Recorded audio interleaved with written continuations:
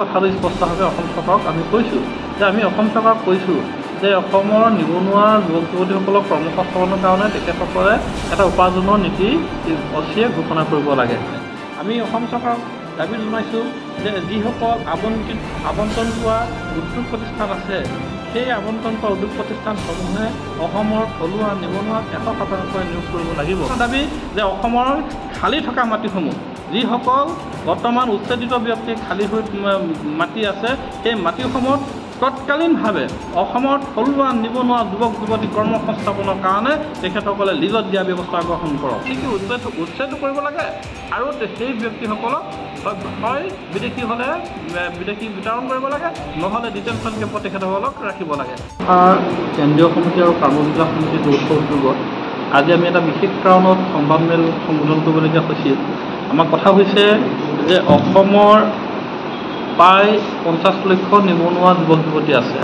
অসম চৰকাৰে এই 50 লক্ষ নিবনুৱা যুৱক যুৱতীৰ কৰ্মসংস্থাপনৰ কাৰণে কোনো ধৰণৰ সুস্পষ্ট নীতি নিৰ্দেশনাৰ পৰা আমাৰ দৃষ্টিগোচৰ হোৱা নাই। কেৱল 1-1.5 লাখ চৰকাৰীভাৱে নিযুক্তি প্ৰদান কৰিলেই যে নিবনুৱা সমস্যাটো যে সমাধান হ'ব এই কথাটো কোনো ধৰণৰ হ'ব নোৱাৰে।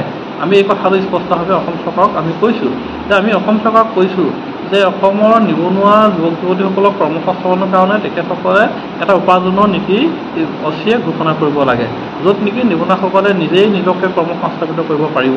অন্যফালেদি আপোনালোকে নিশ্চয় দেখিছে যে এতিয়া বৰ্তমান বিভিন্ন উদ্যোগপতিক অসমলৈ আমন্ত্ৰণ কৰি আনি অসমৰ চৰকাৰী হওক বা বেচৰকাৰীভাৱে হওক যিখিনি মাটি আছে সেই মাটিসমূহক তেখেতসকলৰ উদ্যোগপতিসকলক আবণ্টন দিছে আৰু উদ্যোগপতিসকলক আবণ্টন দিছে, কিন্তু এটা কথা স্পষ্ট হোৱা নাই যে অসমৰ নিবনুৱা কৰ্মসংস্থাপনৰ কাৰণে সেই উদ্যোগপতিসকল বাধ্য কৰাবলৈ অসম চৰকাৰে কোনো ধৰণৰ স্পষ্ট নিয়োগ নীতি এটা ঘোষণা কৰা নাই। আমি অসম চৰকাৰক দাবী জনাইছোঁ যে যিসকল আবণ্টন পোৱা উদ্যোগ প্ৰতিষ্ঠান আছে সেই আবণ্টন পোৱা উদ্যোগ প্ৰতিষ্ঠানসমূহে অসমৰ থলুৱা নিবনুৱাক 100% নিয়োগ কৰিব লাগিব। যদিহে সেই উদ্যোগ প্ৰতিষ্ঠানসমূহক আমাৰ দক্ষতা আৰু যোগ্যতা থকা নিবনুৱা আছে বুলি তেখেতসকলে ভাবে, তেনেহ'লে তেখেতসকলে তৎকালীনভাৱে আমাৰ সেই নিবনুৱা যুৱক যুৱতীসকলক প্ৰশিক্ষণ দি আনি সেই উদ্যোগ প্ৰতিষ্ঠানসমূহত 100% থলুৱা নিবনুৱা নিযুক্তি দিব লাগিব। অন্যথা অসমৰ বাহিৰৰ কোনো নিবনুৱাক ইয়াত নিয়োগ কৰিব নোৱাৰিব।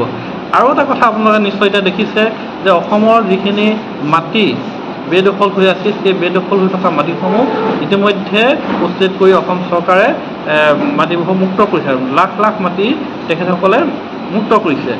এই যে মুক্ত হোৱা মাটিসমূহ কি কৰিব, ক'ত ব্যৱহাৰ কৰিব, কেনেধৰণে ব্যৱহৃত হ'ব, এই কথাখিনি কিন্তু আজিলৈকে অসম চৰকাৰে স্পষ্টভাৱে কিন্তু ঘোষণা কৰা নাই।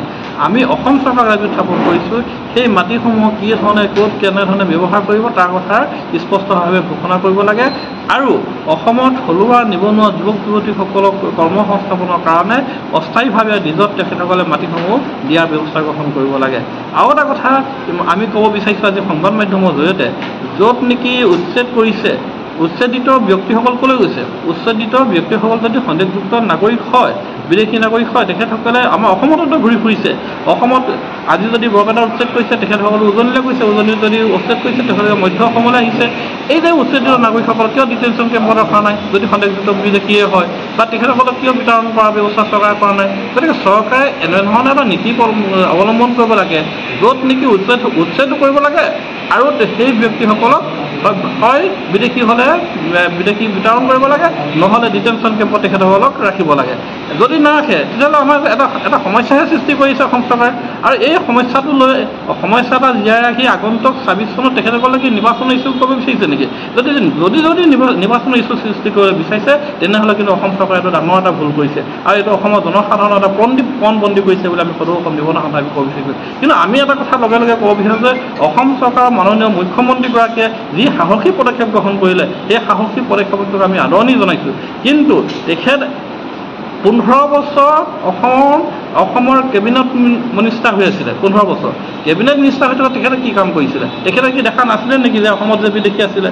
তেতিয়াতো তেখেতে কি বিদেশী বহিষ্কাৰকৰণৰ ব্যৱস্থা গ্ৰহণ কৰিব নোৱাৰে নেকি? তেখেতে আমাৰ আছিলে আমাৰ অসম চুক্তি ৰূপায়ণৰ মন্ত্ৰীও আছিলে তেতিয়া তেখেতলোকে দেখা নাছিলে নেকি গতিকে এই কথাখিনি আমি যদি ভাবোঁ তেতিয়া আমি যদি ক'ব বিচাৰোঁ তেতিয়াহ'লে অসমৰ এইটো এটা নিৰ্বাচনী বৈতৰণি পাৰ হোৱা এটা ইছ্যু নেকি যদি নিৰ্বাচনী বৈতৰণি পাৰ হয় যদি ইছ্যু হয় তেতিয়াহ'লে কিন্তু এটা ডাঙৰ এটা মানে অসমৰ সমস্যাৰ সৃষ্টি হ'ব গতিকে আমাৰ এটা দাবী যে অসমৰ খালী থকা মাটিসমূহ যিসকল বৰ্তমান উচ্ছেদিত ব্যক্তি খালী হৈ মাটি আছে সেই মাটিসমূহত তৎকালীনভাৱে অসমত থলুৱা নিবনুৱা যুৱক যুৱতী কৰ্ম সংস্থাপনৰ কাৰণে তেখেতসকলে লিজত দিয়া ব্যৱস্থা গ্ৰহণ কৰক